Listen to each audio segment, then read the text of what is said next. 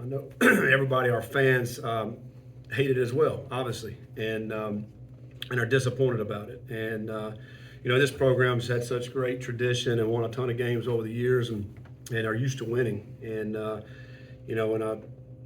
hate it for our fans that come out, support us, and fill that stadium, and that are loud and into it, and that are great. They're great for our players and our staff and everybody. But that's what I'm very disappointed about. And we got to continue to work. We got to continue to get better. I think when you think about making this jump from the American and to the Big 12, you knew there was going to be some transition parts of it that we probably wouldn't like. But the bad thing about it is that the one that's frustrating that hurts me so much is the fact that there's at least 3 of these games we should have won and we didn't. Where we shoot ourselves in the foot, we make too many mistakes, and I think when you do lose that way, it's a lot worse. And but you think about, we've outgained 6 out of the 7 opponents that we played. We've outrushed 5 out of 7. We rushed for 250 yards over twice and lost both of those games. I mean, it's crazy. We're sitting here, we're stopping the run, and we're running the football at a high level. Usually that translates into a lot of wins. Now, so what's the outlier? What's the reason behind it? And I look at 2 things, and number one is the turnover margin. And I think we're over 120, is somewhere in that range in the country in turnover margin. You're not going to win that way. And the other thing is, scoring points in the red. And I think a couple of times this past week we went forward on 4th down. One was 4th and 1, and had a great play dialed up, and we didn't execute. And the other one was 4th and 4. You could argue we should have kicked at that point. Down 12. But we didn't. We went for it, and we got to execute and make those plays. So the red zone scoring and then turnover margin. Other than that, I think we've played good enough really to win at least 3 of these games. And you're sitting there at 5-2 instead of 2-5. So, but it's a fine line, and you got to do better. We got to do better as coaches. We got to do a much better job. As coaches, particularly when you lose these close games, there's something that coaches can do to help those games and get over the hump. There's no question about it. But I know this: we're not quitters. We're not going to give up. We're not going to give in. We're going to keep fighting. I know our players are.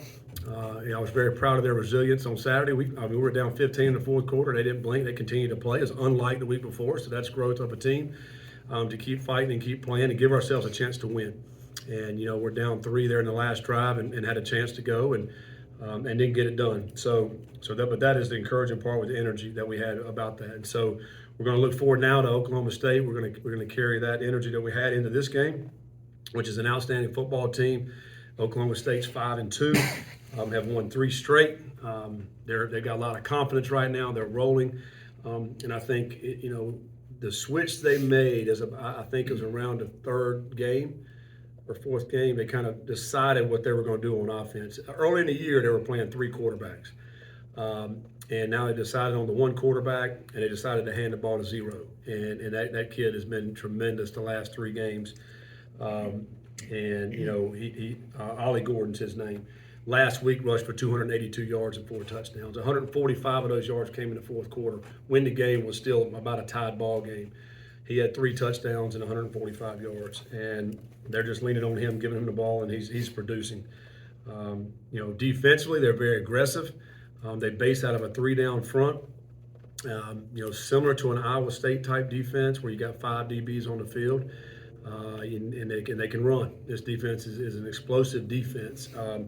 Number 4 is their middle linebacker. He leads the Big 12 in tackles per game, and he's not very big, 215 pounds, what they list him as, but he can really run. I think the one thing that stands out about their defense is their speed. He's got 71 total tackles and 4 sacks. One of the top linebackers in this league, and then I'm looking at their kicker. He's 17 for 21 this year. He's a really good field goal kicker. We just played one. Baylor's guy, I think, had a career day out there last week. So, going to Oklahoma State, I've never been there. I've heard a loud environment. I think it's homecoming this weekend, so they'll be added in that regard. It's a night game, so all those things we have to prepare this week for a hostile environment, and get our guys ready to go. Questions? When you look at fixing the mistakes that have kind of been the margin, how difficult is it? Because it feels like you plug one gap and Oh then yeah, another one that's it. springs It's very open. difficult. It's not just one aspect, right? Um, at times it's all three phases.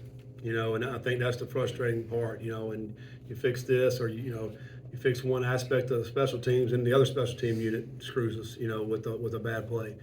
Um, you I think offensively, there's been times where I feel like it's been on third or fourth downs when we've made our mistakes, and those are the big play downs where you have to make them. Defensively, giving up, the big pass plays. I think as you look throughout the season, that's been our nemesis really. We've done a lot of different things to try to fix that. We still hadn't got that done yet, and we got to continue to try to work on that. But yeah, I mean, we're gonna keep fighting and keep finding ways, or try to find ways that will correct those mistakes. I don't like it when people insinuate I'm not doing a good job or I'm failing or whatever. This is not your first rodeo. How do you handle this personally? Well, it's difficult. I mean, I don't know anybody that likes, getting negative things said about them. And but I the fact of the matter is we've lost these games, and it comes back to me, and so I take ownership of that. I've got to do a better job, and it trickles all the way down through our players. So all our staff, all the way through our players, everybody's got to take responsibility and load for it. But ultimately, it's me. And I've been here before. I didn't like it back then. I don't like it now. But it's something you got to fight through and continue to get through on the other side. And as you look back and you think about things that why did they happen before, you can try to prevent things from happening again. And you're dealt with different circumstances a lot of different times as well. And so, we came into this situation, we knew what we were coming into. We knew we were going to a new conference in the Big 12 conference. We knew we only had, I think, 6 returning starters out of the 22. That's not a whole lot. Put that in perspective. When I left App State, we had 18 returning starters coming back on a team when we left. Now we're in this new era where guys can leave. We had players drafted off last year's team, 3 players drafted, and another one that made as a starter as a free agent, and then several guys got in the portal and left. So we knew it was going to kind of be. We got a lot of new pieces coming in, and you're playing in a new conference. So we knew it was going to be challenges. But again, the frustrating part is that we're good enough to win at least 3 of those, I feel like, and we didn't get it done. And that is the part that keeps me up at night, to know that we can do better, and we can win those games. And so we get these opportunities in the future, hopefully, that we'll win. Keegan? You mentioned the 4th and 1 in the red zone with the fumble after the game, saying that surprised you because you had executed in practice and that had never happened in practice. Do you think your guys could be seeing that home crowd and like that support as maybe pressure other than the support it's supposed to be, since they've kind of been unproven throughout the season? That's a good question. I hope not. I hope it's because I want our guys to play fearless. When you're out there, you play fearlessly when you're playing. You can't play thinking, oh man, I hope I don't make a mistake. Well, you can't cut loose and play that way. And I think at times this year I've seen some guys do things on game day that they don't do during the week. Some would say maybe the moment's too big and that kind of thing. Well, that has happened a few times this year. I can't put a finger on it. I want our guys to play fearlessly. I want them to coach fearlessly as well, because I think when you cut loose that way, man, you can be as good as your potential will allow you to be. When you are holding back for some reason of fear of failure, then you're not going to be. And so, I don't know if that was the case on the 4th and 1. I don't think it was. I think it was just a mistake and not holding the ball tight. But it's part of those things where you cut loose and you play. I mean, we've been running that play. I've been running that play for 10 years. It's a great play. It's hard to defend. I mean, we see it every Saturday. You go turn college football on, you see a lot of those plays happen. So, and guys make them, and our guys have made them. And so that's frustrating when we don't. And it's the one time we need to make it. When it's because it may be the only time that we get that opportunity, that chance, and you have to make it during that play. So that is a frustrating part. But all you can do is go back and continue to work on it and continue to practice and run those plays in those pressure situations. We're going on good against our defense. We're trying to simulate that. We execute in practice, and then sometimes in the game we haven't. Anthony, then Ryan. You mentioned the reputation Oklahoma State has on the road. Any Big 12 atmosphere is going to be a bit raucous, but with the homecoming night game, as you mentioned, you've never been there, but you've heard about it.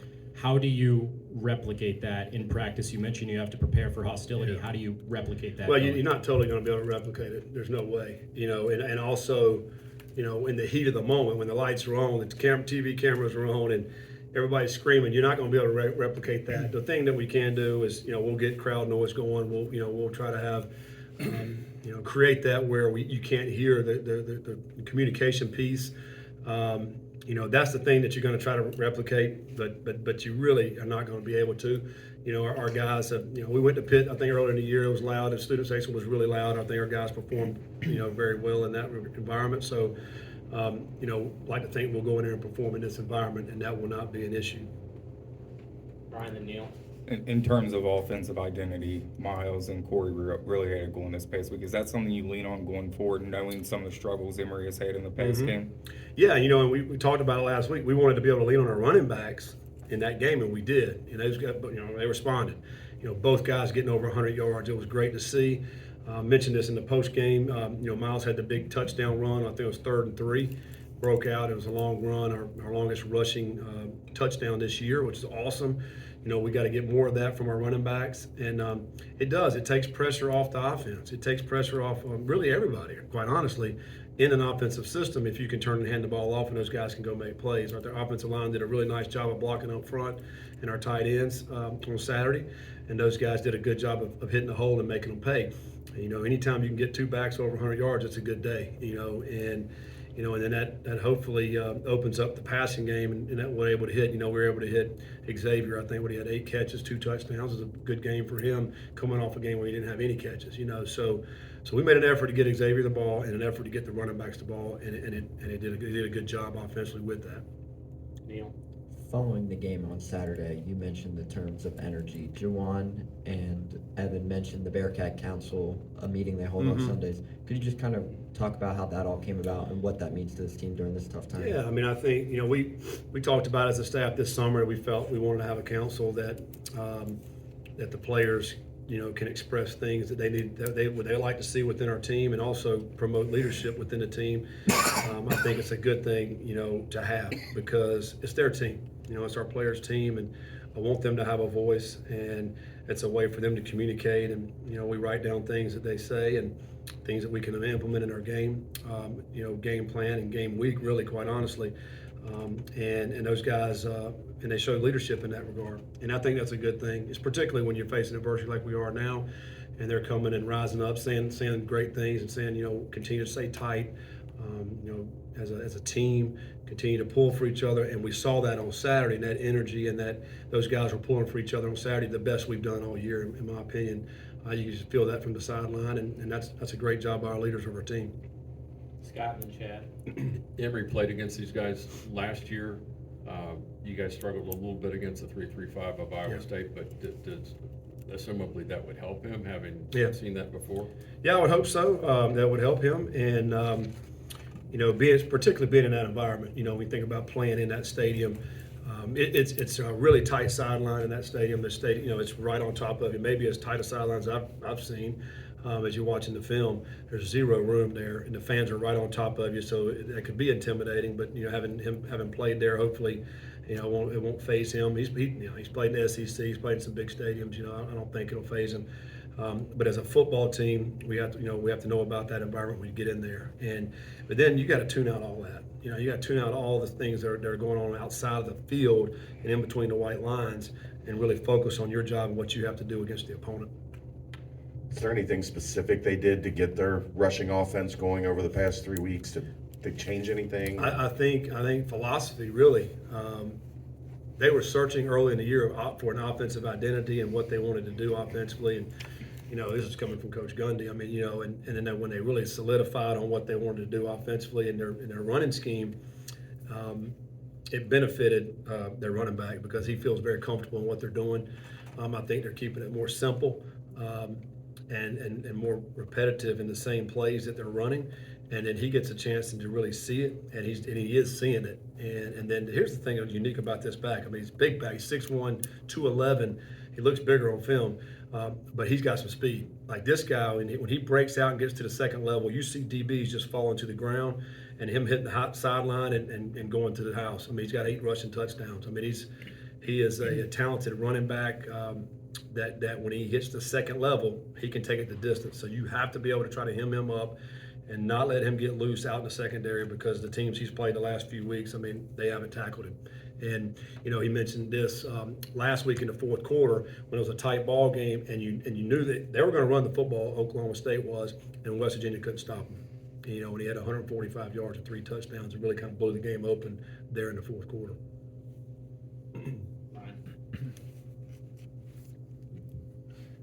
Jonathan Thompson has had a few good games back to back. Can you just talk about his play and what went into that decision to insert him into the starting lineup?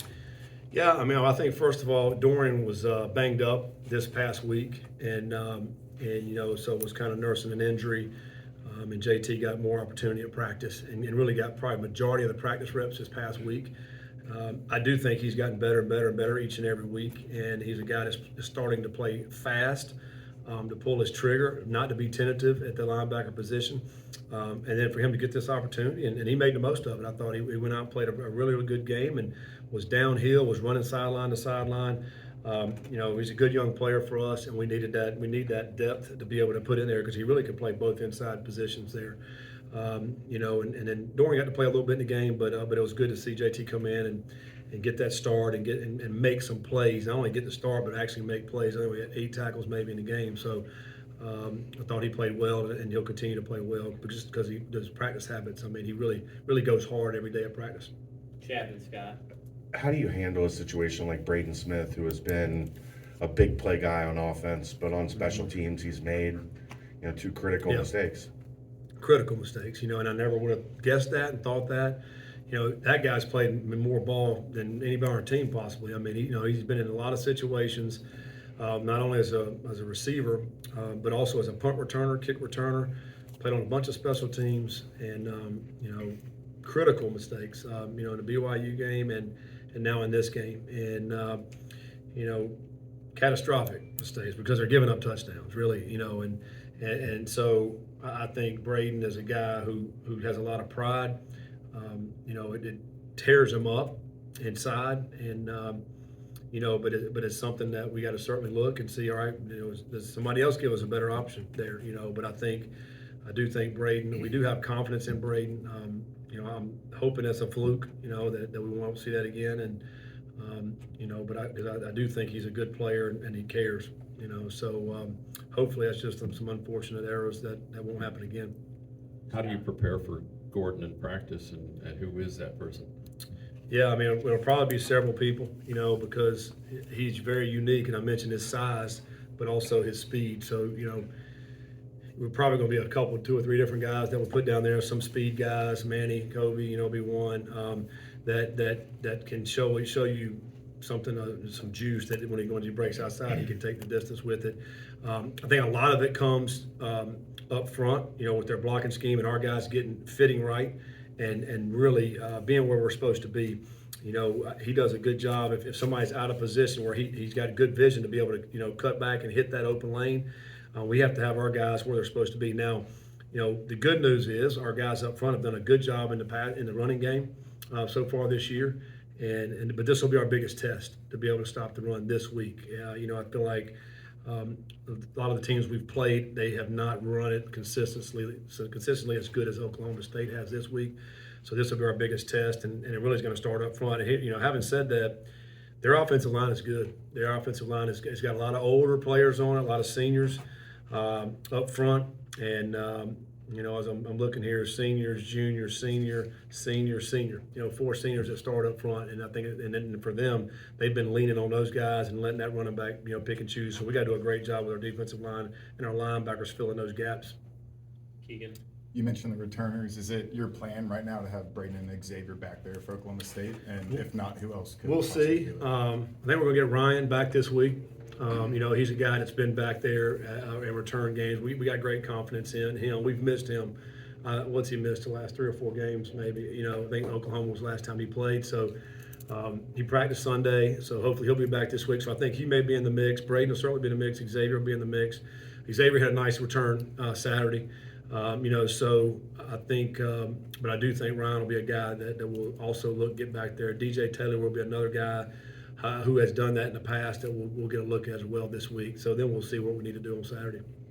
Final question, Chad. When looking at guys on the edge, it feels like when Justin Watley is in, he's been able to get pressure on the quarterback. Is he potentially earning a little bit more of a look there? Yeah, I mean, I think he's, Coach Stu rotates those guys in up front, keeps them all fresh, and then, you're looking to see, all right, who's the guys making the plays, and if Watley certainly has, I'm like you, I've noticed where he's come out and made some plays, getting in the backfield, and certainly if he's able to do that, then you want to play him a little bit more.